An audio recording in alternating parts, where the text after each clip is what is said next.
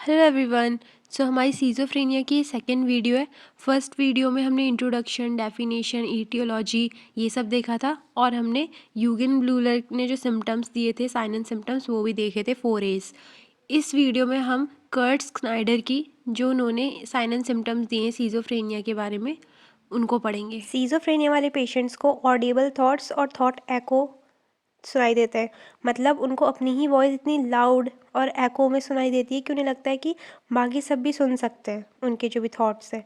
Then उनको हेलुसिनेटरी voices सुनाई देती है जो एक्चुअल में प्रेजेंट नहीं होती हैं, पर उनको ऐसी सुनाई देती है कि हाँ, जैसे कोई उनसे बात कर रहा है या फिर कोई उनके बारे में किसी और से कुछ बोल रहा है, कुछ बुरा। मोस्टली हेलुसिनेटरी वॉइसेस में कमेंटिंग भी सुनाई देती है, जैसे कोई तीसरा बंदा आके कमेंट कर रहा है किसी और से उनके बारे में। थॉट विड्रॉल होता है उनको, उसमें क्या होता है, जितने भी उनके दिमाग में थॉट्स चलते हैं उनको लगता है कि वो सब सीज हो गए, किसी ने आके उनके सारे थॉट छीन लिए उनसे और अब उनका दिमाग ब्लैंक हो गया है। थॉट इंसर्शन फेस करते हैं वो, इसमें क्या होता है, उनको लगता है किसी ने उनके दिमाग में आके अपना थॉट थोप दिया है। मतलब वो उनका खुद का थॉट नहीं है उनके माइंड में आया हुआ, किसी और का थॉट है वो उनके दिमाग में घुस गया है। देन थॉट ब्रॉडकास्टिंग होती है उनमें। उनको ऐसा लगता है कि जो भी वो सोच रहे हैं, जो भी उनका थॉट है, वो हर जगह दिखाया जा रहा है, सबको सुनाया जा रहा है। जैसे टीवी पे आ रहा है उनका थॉट या फिर रेडियो पे चल रहा है वो जो भी सोच रहे हैं, यानी कि सब जान सकते हैं जो भी वो सोच रहे हैं। अगला सिम्टम है डिल्यूजन ऑफ परसेप्शन। तो इन पेशेंट्स का परसेप्शन अलग होता है हम बाकी लोगों से। फॉर एग्जांपल, जैसे वो एप्पल खा रहे हैं तो वो सोचेंगे एप्पल का कलर रेड इसलिए क्योंकि इसमें हीमोग्लोबिन है। मतलब एक अलग ही लॉजिक होता है, ठीक है, जो किसी और का नहीं हो सकता। वो अपना उनका प्राइवेट, अपना सब्जेक्टिव होता है। Then somatic passivity. इसका मतलब कि जैसे मैं आपको एग्जांपल से समझाती हूँ, सोमैटिक पैसिविटी क्या होती है। जैसे एक सीजोफ्रेनिया का पेशेंट है, उसके पड़ोस में कोई कुछ, जैसे वो लाया मिक्सर, ठीक है, उन्होंने अपना मिक्सर ऑन किया और यहाँ पे सीजोफ्रेनिया वाले पेशेंट के पेट में दर्द हो रहा था, तो वो क्या एसोशिएट कर देंगे इस चीज़ को कि जो मेरे पड़ोसी हैं वो मिक्सर लेकर आए जिसकी वजह से मेरे पेट में दर्द होने लग गया। ठीक है, मतलब ऐसी चीज़ों को रिलेट कर देते हैं जो बिल्कुल रिलेटेबल ही नहीं है, अपनी बॉडी से रिलेट कर देते हैं। उसके बाद है मेड वोलिशन और एक्ट। मतलब उन्हें लगता है कि वो जो भी काम कर रहे हैं वो खुद नहीं कर रहे हैं, वो कोई और करवा रहा है। जैसे अगर वो ड्राइविंग भी कर रहे हैं तो उन्हें लगता है कि वो एक रोबोट है और कोई उनसे ड्राइविंग करवा रहा है। देन मेड इम्पल्सिस में ऐसा होता है, फॉर एग्जांपल सीजोफ्रेनिया वाले पेशेंट का मन करा कि इस प्लेट को फोड़ दूँ, तो उसे फोड़ देंगे और वो ये सोचेंगे कि मैंने खुद नहीं करा है, ये भी मुझसे किसी एक्सटर्नल फोर्स ने करवाया है। देन मेड फीलिंग्स और अफेक्ट। इसमें उनको लगता है कि उनके अंदर जो भी इमोशंस चल रहे हैं, जो भी अफेक्ट है, अफेक्ट, इमोशन, मूड, ये सब एक जैसी चीज़ें हैं। तो वो उनको क्या लगता है कि ये भी किसी एक्सटर्नल फोर्स की वजह से हो रही है। अगर मैं सैड हूँ तो मुझे कोई और सैड कर रहा है आके, जिसकी वजह से मैं इतना सैड सैड ऑफ ऑफ हो रहा हूँ। ठीक है, तो ये सारे साइन एंड सिम्टम्स हमें दिए थे कर्ट स्नाइडर ने। अब हम कुछ ऐसे जनरल साइन एंड सिम्टम भी देख लेते हैं। जैसे इन पेशेंट को डिल्यूजन होता है, हेलुसिनेशन होता है, एक्साइटमेंट, एजिटेशन हो सकती है। साइकोमोटर एजिटेशन क्या होती है, जब जो पेशेंट है वो कुछ भी सेंसलेस एक्ट कर रहा होता है, जैसे चलता रहेगा पूरे रूम में या फिर किसी को भी थप्पड़ मार दिया, मतलब वो बिल्कुल सेंसलेस एक्टिविटी करने लग जाते हैं। फिर सस्पिशियसनेस देखने को मिलती है इन पेशेंट में, उनके एक्सप्रेशन में भी, और वो होते ही बहुत सस्पिशियस हैं कि कहीं मुझे कोई पॉइजन तो नहीं दे रहा अगर मेरे को खाना भी दे रहे हैं तो और उनमें बहुत ज़्यादा टेंडेंसी होती है सुसाइड के लिए, बहुत ज़्यादा उनका मतलब थ्रेट होता है इस चीज़ का। फिर उनमें अफेक्टिव फ्लैटनिंग भी देखने को मिलती है। कभी कभार उनके इमोशन या तो बिल्कुल ही अपोजिट हो जाएंगे जो होने चाहिए उससे, या फिर बिल्कुल ही कोल्ड इमोशन हो जाएंगे, मतलब कोई इमोशन ही नहीं दिखाएंगे वो किसी बात पे। फिर होता है एनेडोनिया। एनेडोनिया का मतलब होता है चाहे वो कुछ भी कर रहे हैं उसको किसी भी चीज़ में प्लेजर नहीं मिलता। चाहे वो कुछ भी अपनी फेवरेट चीज़ भी करे ना, उनको क्रिकेट देखना ही पसंद था तो उनमें भी उसको प्लेजर नहीं मिलता। फिर एलोगिया भी हो सकता है, एलोजिया, या फिर एलोगिया में क्या होता है, लैक ऑफ स्पीच आउटपुट। मतलब पेशेंट कुछ बोल ही नहीं पाता, चुप रहता है एकदम। ठीक है, अगर आपसे एग्ज़ाम में साइन एंड सिम्टम्स पूछे जाते हैं सीजोफ्रेनिया के, तो आपको ये दो तो देने ही हैं, ब्लूलर के 4A's और स्नाइडर के ये सारे साइन एंड सिम्टम। फिर आपको अगर इतना टाइम है या फिर इतने मार्क का क्वेश्चन है तो आप फर्दर जो हमने मतलब एक सिस्टम से डिवाइड कर रखे हैं साइन एंड सिम्टम, जैसे on the basis of speech disorder या फिर मोटर डिसऑर्डर, तो ऐसे भी आप दे सकते हैं। तो सबसे पहले हम पढ़ लेते हैं थॉट एंड स्पीच में क्या क्या डिसऑर्डर आता है। तो उसमें होता है ऑटिस्टिक थिंकिंग, जो हमने पहले ही पढ़ा था, मतलब वो अपने ही एक वर्ल्ड में खोए रहते हैं, सराउंडिंग से या फिर एनवायरनमेंट से उनकी थिंकिंग बिल्कुल अलग हो जाती है, उनको ये मतलब ही नहीं रहता कि मेरे एनवायरनमेंट में क्या चल रहा है, जैसे वो डे ड्रीमिंग करने लग जाते हैं। लूजनिंग ऑफ एसोसिएशन होता है, मतलब उनका जो भी थॉट चल रहा है अभी दिमाग में, फिर जो नेक्स्ट थॉट आएगा उनके बीच में कोई भी एसोसिएशन नहीं होगा। फॉर एग्जाम्पल कोई पेशेंट बोल रहा है I like to dance but the chocolate is very sweet, मतलब ये उसने दो थॉट्स बोले लेकिन उन दोनों के बीच में कोई रिलेशन नहीं था। फिर है थॉट ब्लॉकिंग, इसमें क्या होता है पेशेंट फील करता है कि उसके जो थॉट है वो एकदम से ब्लॉक हो गए और वो ब्लैंक हो गया है। फिर आता है नियोलॉगिज्म, इसमें क्या होता है, इसका मतलब ये होता है कि जब पेशेंट अपने आप से एक वर्ड बना देता है, वो वर्ड कहीं एग्जिस्ट नहीं करता है, उसने वो खुद से बनाया होता है, कोई भी लेटर को जोड़ के अपने आप से एक वर्ड दिया होता है, या फिर किसी भी जो ऑलरेडी प्रेजेंट है हमारे पास इतने सारे वर्ड्स, उनमें से किसी को भी लेके उसको थोड़ा मॉडिफाई कर दिया और एक नया वर्ड बना दिया। तो ये लोग नए वर्ड बनाते रहते हैं, ठीक है, जिनका मीनिंग सिर्फ उन्हें ही पता होता है। देन पावर्टी ऑफ स्पीच होती है, इनमें एकदम डिक्रीज हो जाती है स्पीच इनकी। देन आता है पावर्टी ऑफ आइडिएशन, इसमें ऐसा होता है ना कि पेशेंट अपना जो मैसेज है वो तो इनफ क्वांटिटी में डिलीवर करता है, पर जो मैसेज एक्चुअल में कन्वे करना चाहता है अपनी बात से, उसमें इंफॉर्मेशन बहुत कम होती है, मतलब काम की बात बहुत कम होती है, लेकिन फालतू बातें ज़्यादा होती है उससे एसोसिएटेड, हो भी सकती है वो नहीं भी हो सकती है, वैसे तो मोस्टली नहीं होती हैं, ठीक है। अब है एकोलेलिया। एकोलेलिया में क्या होता है, जो पेशेंट होता है वो सामने वाले की बात को रिपीट करता है बार बार। फॉर एग्ज़ाम्पल एक बच्चा है, उसे एकोले मतलब सीज़ोफ्रेनिया है, उसमें हम उसका एकोलेलिया का सिम्टम कैसे देखेंगे, अगर उसकी मदर ने उस बच्चे को बोला आप खाना खा लो, और वो बच्चा यही चीज़ बार बार रिपीट कर रहा है, आप खाना खा लो, आप खाना खा लो, आप खाना खा लो, ठीक है, बार बार यही रिपीट कर रहा है, इसको एकोलेलिया कहते हैं। देन आता है परजीवरेशन, इसमें क्या होता है, जो पेशेंट होता है वो बार बार एक ही आंसर को अपने रिपीट करता रहता है। फॉर एग्ज़ाम्पल एक बच्चा है जिसको सीज़ोफ्रेनिया है, तो हम उससे पूछेंगे आपका नाम क्या है, उसने कहा राहुल। हम उससे पूछेंगे आप कौन सी क्लास में पढ़ते हो, उसने कहा राहुल। हम पूछेंगे आपकी कितनी एज है, उसने कहा राहुल। हम पूछेंगे आप कहाँ पे रहते हो, उसने कहा राहुल। मतलब एक ही वर्ड को बार बार बार बार रिपीट कर रहा है, तो इसको परजीवरेशन कहते हैं। अब वर्बिगरेशन क्या होता है, जैसे फॉर एग्ज़ाम्पल हम पेशेंट से पूछते हैं हाउ आर यू टुडे, और पेशेंट बोल रहा है I want to go home, I want to go home, I want to go home, I want to go home, यही चीज़ वो बार बार रिपीट कर रहा है, ठीक है, तो इसको वर्बिगरेशन कहते हैं। मुझे पता है आप लोगों को ये तीनों चीज़ें सेम सेम लग रही होगी, पर स्टिल इसमें कुछ ना कुछ बेसिक डिफरेंस है। और पेशेंट को डिल्यूज़न ऑफ कंट्रोल हो सकता है, यानी कि कोई उसको कंट्रोल कर रहा है। डिल्यूज़न ऑफ रेफरेंस हो सकता है, यानी कि कोई उनके बारे में बहुत ज़्यादा बातें कर रहा है, मतलब चुगलियाँ कर रहा है। डिल्यूज़न ऑफ ग्रैंड्योर भी हो सकता है पेशेंट में, या फिर डिल्यूज़न ऑफ परसिक्यूशन भी हो सकता है। डिल्यूज़न ऑफ ग्रैंड्योर में क्या होता है कि पेशेंट को लगता है वही है जो है, सबसे ज़्यादा पावर उसी में है, और वो बहुत रिच है, और उसका बर्थ ही इसीलिए हुआ है ताकि वो लोगों का भला कर सके, मतलब ऐसी फीलिंग्स होती हैं पेशेंट के अंदर, और लोगों को भी ऐसा ही दिखाता है कि सबसे बड़ा यहाँ पे मैं ही हूँ। फिर डिल्यूज़न ऑफ परसिक्यूशन में क्या होता है, पेशेंट को लगता है कि कोई इसको हार्म करने की प्लानिंग कर रहा है, ठीक है।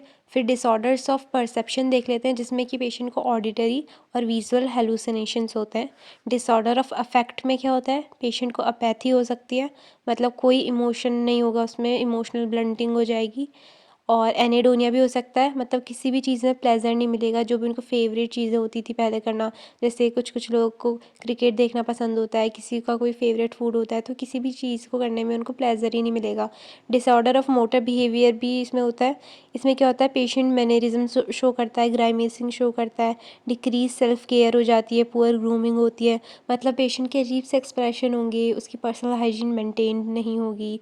तो ये सारे थे हमारे पास साइन एंड सिम्टम्स ऑफ सीज़ोफ्रेनिया। अब हम सीज़ोफ्रेनिया के क्लिनिकल टाइप्स देखेंगे, जो कि है 7। सबसे पहला है पैरानॉइड सीज़ोफ्रेनिया। तो पैरानॉइड सीज़ोफ्रेनिया में बहुत सारे डिल्यूज़न होते हैं, ठीक है। सबसे पहला डिल्यूज़न पेशेंट में आता है, डिल्यूज़न ऑफ परसिक्यूशन, जिसका मतलब होता है पेशेंट को हमेशा एक शक होता है कि कोई उसे चीट कर रहा है, या फिर कोई इसके बारे में ऐसी प्लानिंग कर रहा है जिससे वो उन्हें हार्म कर सके, पेशेंट को पॉइजनिंग दे सके, मतलब ऐसा कुछ जिससे पेशेंट हैरेस हो सके और पेशेंट को नुकसान हो सके, ऐसे बाकी लोग प्लानिंग कर रहे हैं और उनको हार्म करना चाहते हैं। ये होता है delusion of persecution. Then delusion of reference में पेशेंट को क्या लगता है, जैसे दो लोग नॉर्मली बात भी कर रहे हैं ना, तो पेशेंट को लगेगा कि वो उसके बारे में बात कर रहे हैं। अब सेकेंड टाइप हमारे पास सीज़ोफ्रेनिया में है हैबरफ्रेनिक सीजोफ्रेनिया, जिसको डिसऑर्गेनाइज्ड सीजोफ्रेनिया भी कहते हैं, क्योंकि इसमें क्या होता है, जो पेशेंट होता है वो उसका एक्सट्रीम सोशल इम्पेयरमेंट हो जाता है, वो बिल्कुल भी सोशल नहीं होता, एकदम एक्सट्रीमली इंट्रोवर्ट हो जाता है। प्लस वो क्या करता है, बहुत अजीब से बिहेवियर होते हैं उसके, जैसे गिगलिंग करना, अपने आप को मिरर में देख के हंसना, अजीब अजीब से फेस बनाना, तो बहुत ज़्यादा स्ट्रेंज उसका बिहेवियर हो जाता है, एकदम सोशली उसका इम्पेयरमेंट हो जाता है। फिर आता है कैटाटोनिक सीजोफ्रेनिया। कैटा का मतलब होता है डिस्टर्ब्ड। तो कैटाटोनिक सीजोफ्रेनिया मेनली 2 टाइप का होता है फर्दर, जिसमें होता है एक्साइटमेंट कैटाटोनिया, एक्साइटेड कैटाटोनिया, और दूसरा होता है रिटार्डेड कैटाटोनिया। जैसा कि इसका नाम है, एक में एक्साइटमेंट होता है पेशेंट के अंदर, दूसरे में पेशेंट रिटार्डेड लगता है। सबसे पहले हम देखते हैं एक्साइटेड कैटाटोनिया में क्या होता है। तो इसमें जो पेशेंट की साइकोमोटर एक्टिविटी होती है बहुत ज़्यादा इंक्रीज़ हो जाती है, पेशेंट एकदम रेस्टलेसनेस होती है पेशेंट में, साइकोमोटर एजिटेशन होती है, एक्साइटमेंट होता है, एग्रेसिवनेस होती है, और बहुत ज़्यादा वायलेंट बिहेवियर होता है। देन जो पेशेंट की स्पीच प्रोडक्शन है वो एकदम से बहुत ज़्यादा बढ़ जाता है, लूजनिंग ऑफ एसोसिएशन होता है थॉट में, जिसको हम फ्रैंक इनकोहेरेंस भी कहते हैं। कभी कभार जो एक्साइटमेंट है वो इतना ज़्यादा बढ़ जाता है कि पेशेंट रिजिड भी हो सकता है, मतलब जिस पोजीशन में है वैसा ही। प्लस हाइपरथर्मिया, क्योंकि उसकी इतनी ज़्यादा एक्टिविटी इंक्रीज हो गई है, तो हाइपरथर्मिया भी हो सकता है और डिहाइड्रेशन भी हो सकता है, ठीक है, जिसकी वजह से पेशेंट की डेथ हो सकती है। इसको हम एक्यूट लीथल कैटाटोनिया फिर परनीशियस कैटाटोनिया भी कहते हैं।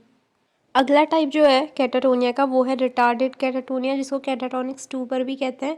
इसमें क्या होता है, जो पेशेंट है वो म्यूट हो जाता है, एकदम म्यूटिज्म हो जाता है पेशेंट में, कुछ बोलता नहीं है, रिजिडिटी हो जाती है, मतलब जिस पॉस्चर में पेशेंट रहता है उसी पॉस्चर में रिजिड हो जाता है।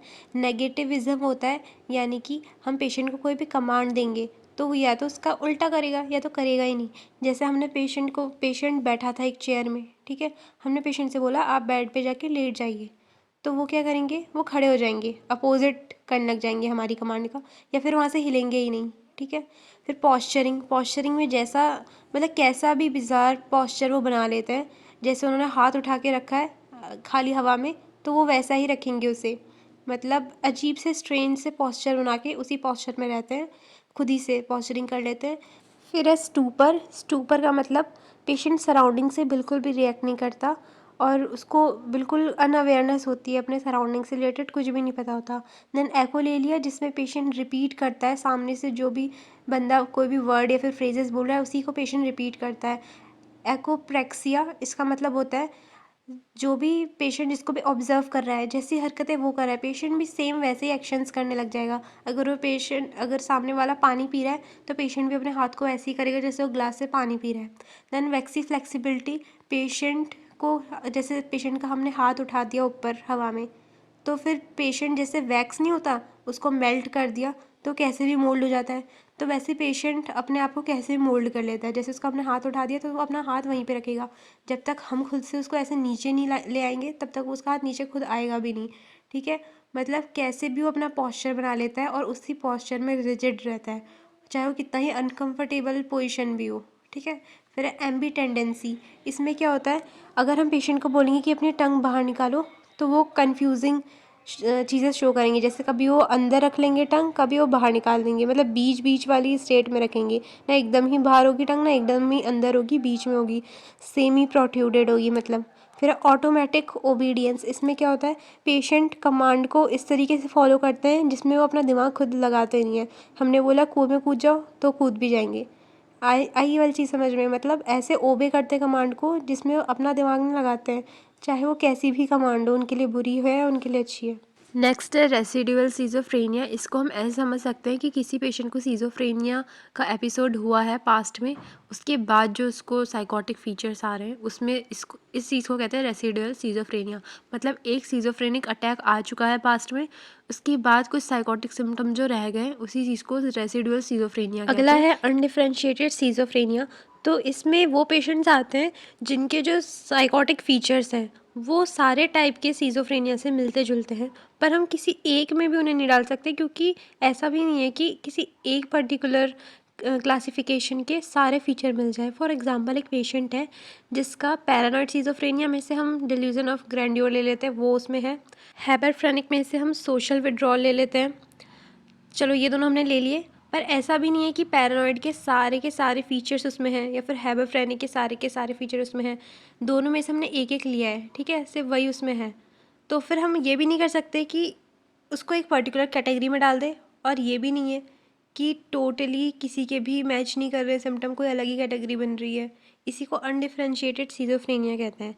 देन है सिंपल सीजोफ्रेनिया। इसमें पेशेंट को पास्ट में कभी भी सीजोफ्रेनिक अटैक नहीं होता है, फिर कोई भी साइकोटिक सिम्टम उसको पास्ट में नहीं होता है, अभी प्रेजेंटली उसमें डायग्नोस हुआ होता है, वो होता है सिंपल सीजोफ्रेनिया, जिसमें वही सारे सीजोफ्रेनिया के सिम्टम्स आते हैं, जैसे कि वेंडरिंग भी हो सकता है उसमें, या फिर जो नेगेटिव सिम्टम्स होते हैं खासकर सीजोफ्रेनिया के। अब नेगेटिव कौन कौन से सिम्टम्स होते हैं सीजोफ्रेनिया के, जैसे कि अफेक्टिव फ्लैटनिंग हो गई, कोई इमोशन ना दिखाना, एवोल्यूशन हो गया, अपैथी मतलब किसी भी चीज़ को शुरू करने में दिक्कत, मतलब कुछ भी काम ना करना, और अटेंशन इम्पेयर हो जाता है, एनेडोनिया होता है, एलोगिया होता है। तो ये सारे नेगेटिव सिम्टम होते हैं, ये नेगेटिव चीज़ें उसमें ज़्यादा देखने को मिलती है।